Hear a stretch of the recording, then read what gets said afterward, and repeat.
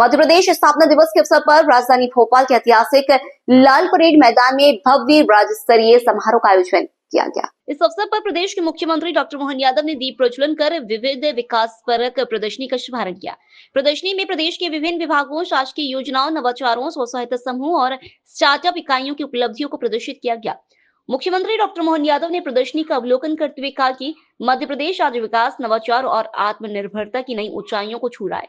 उन्होंने कहा कि इस प्रदर्शनी के माध्यम से नागरिकों को शासन की योजनाओं और जन कल्याणकारी पहलों से सीधे जोड़ा जा रहा है। 1 नवंबर 1956 में बनने वाला मध्य प्रदेश तत्कालीन समय के मध्य भारत, मालवा, विंध्य, सीपीएन, बरार ऐसे कई राज्यों से जोड़ करके ये राज्य की रचना हुई और राज्य ने 70 साल की यात्रा में सभी प्रकार के क्षेत्रों में अपनी प्रगति उन्नति करते हुए अपने से एक समृद्ध राज्य का उदय कराते हुए भी अपनी विकास यात्रा को नहीं रोका।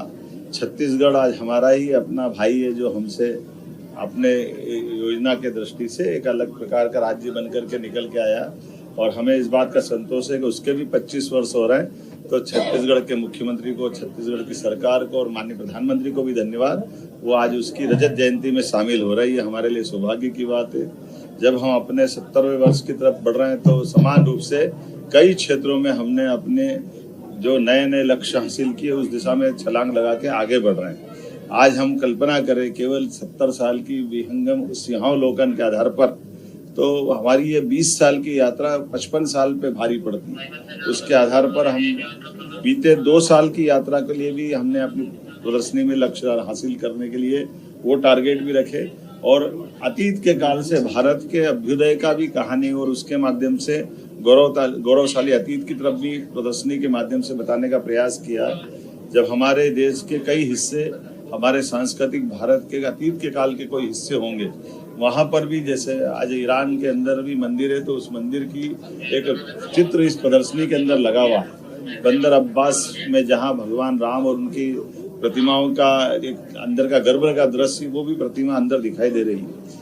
उत्तर प्रदेश सरकार ने विक्रमादित्य के जीवन काल को लेकर विविध प्रकार की जो प्रदर्शनी चित्रों के माध्यम से सजाई है, ये प्रदर्शनी भी यहाँ लगी जहाँ हमको अच्छा लगता है। हमारे मध्य प्रदेश के महानायक वीर विक्रमादित्य जब अयोध्या में जाकर 60 से ज्यादा मंदिरों का निर्माण कराते हैं, 240 से ज्यादा कई सेवा प्रकल्प चालू करते हैं, जब प्रयागराज में जाते हैं तो प्रयागराज तीर्थ स्वयं विक्रमादित्य का स्वागत करते हुए दिखाई देते हैं।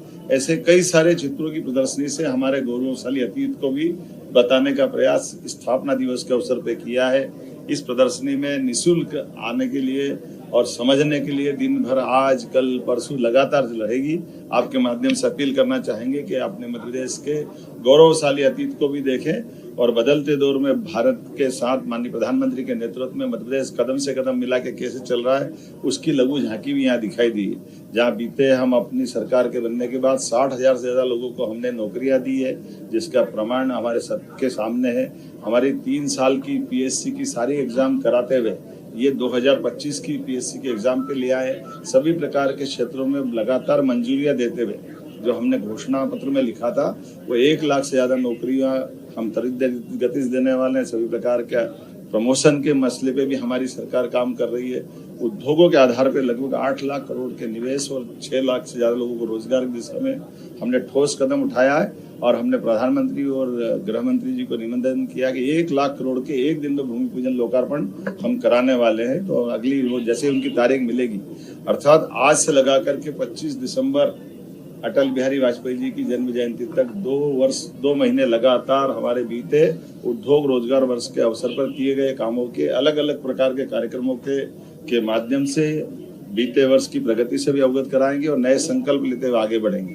आइए हम सब मिलकर के यशस्वी प्रधानमंत्री के नेतृत्व में बदलते दौर में भारत के साथ मध्य प्रदेश भी अपनी ताकत के साथ बढ़े और आर्थिक रूप से समृद्ध और सक्षम बने, इस दिशा में हम काम कर रहे हैं। इसलिए हमारी आज की स्थापना दिवस की थीम भी उद्योग और रोजगार वर्ष मनाने के आधार पर आज से ही प्रारंभ हो गई।